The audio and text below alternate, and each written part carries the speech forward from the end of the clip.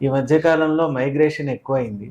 ఇప్పుడు rural areas నుంచి ఇక్కడ అనేక ఉపాధి కోసం కానీ చదువుల కోసం కానీ సిటీకి వస్తున్నారు.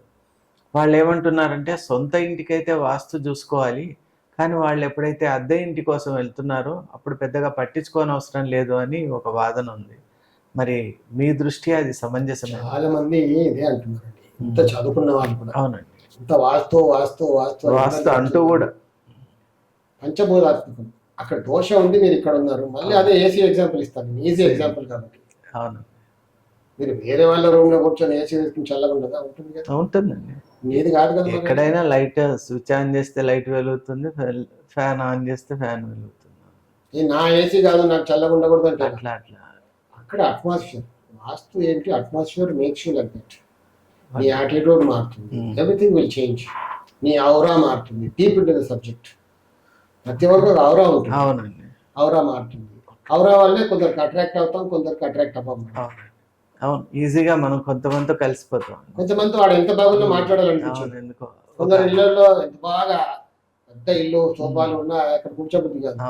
వాడు ఇంట్లో ఏమన్నా చాపేసి కూర్చోబెడతాడు, అక్కడే కూర్చోాలనిపిస్తుంది, హాయిగా ఉంటుంది. అక్కడ atmosphere, that vibration is good. ప్రతిదానికి వైబ్రేషన్, ఔరా, ప్రతి వానికి ఒక ఔరా అనేది ఉంటుంది. అవునండి, అది that place an important role. ఇది deep subject. Wonderful. Deep subject end యూజర్కి ఏం కావాలి, ఔరా గీరా నాకెందుకండి బాబు, నాకు మంచి జరగాలి అంటాడు అంతే.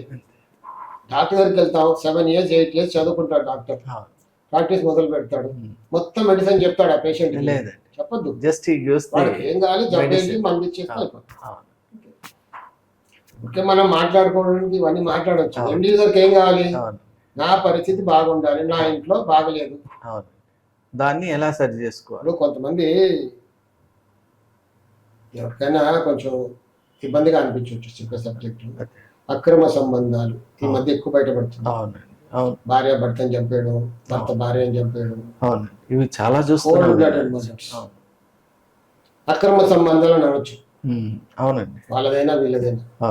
దానికి కూడా వాటిలో కారణాలు ఉన్నాయి. నేను నా రీసెర్చ్ లో చూసింది, మన పెద్దవాళ్ళు కూడా చెప్పారు ఇలా ఉంటాయని. అదే కనబడుతుంది కూడా.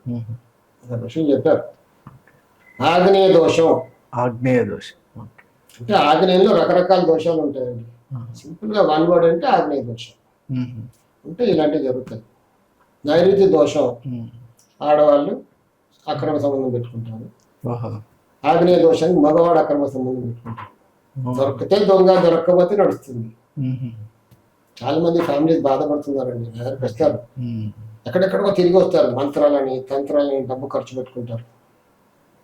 అవ్వలేదు, ఎవరో చెప్తారు వాతుకు ట్రై చేయని ఆయన వస్తారు. ఆ దోషాన్ని సవరించేస్తే వాడు మళ్ళీ రిటర్న్ వచ్చేస్తారు. ఆవిడ వదిలేస్తే అంటే ఒక వేరే లేడీ వీడి జీవితంలో ప్రవేశిస్తుంది. ఆ సందర్భం అక్కడ ఆ వాస్తు అది అంతే, అలా అయిపోద్ది. ఎవరో ఎక్కడో లేడీ పరిచయం అవుతుంది, ఆ lady will come into his life. కొందరేమో ప్రైవేట్ గా మెయింటైన్ చేస్తారు, కొందరు ఏకంగా పెళ్లి చేసుకుంటారు, లేదా సంబంధం బయటపడుతుంది. దొంగతనంగానే ఉంటారు, బయటపడుతుంది ఒకసారి. దొరికితే దొంగ, లేకపోతే లేదన్నా. అది దీనికి వాస్తవంలో కారణం ఉంది.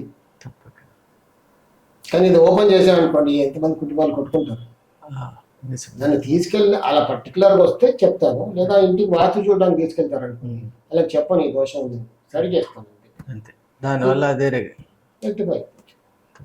ఇది చాలా బాగుందండి. కొన్నిసార్లు కొంచెం ఇబ్బంది పెడతాను కొందరు, ఇదెందుకు చేయాలి అదెందుకు చేయాలంటే చిన్నగా పక్క తీసుకెళ్ళి చెప్తాను, ఇది ఉంది మీ ఇంట్లో, ఒప్పుకుంటాడు, గురుగారు సారీ అంటాడు, అందుకే చేసేయాలని చెప్తాను.